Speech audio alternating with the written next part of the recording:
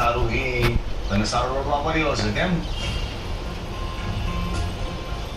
આમનો તો ધંધો ચાલુ થતા પહેલા જ બંધ થઈ ગયો.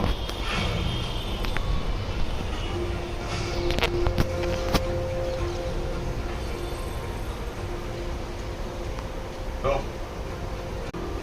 ચલો ચલો નીકળો બહાર નીકળો.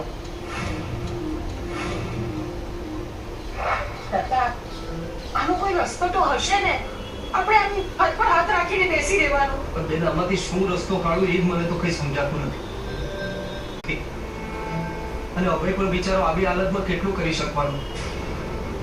આ મારો પહેલેનો અભય હતો તો કઈ વાત જ કઈ અલગ હતી. પ્રતાપ, તું વકીલને ફોન કર લે. અને આ વિચાર મને કેમ ના આવ્યો? સારું થયું બેન તમે મને સુધાર્યું. હું અત્યારે જ વકીલને ફોન કરું છું.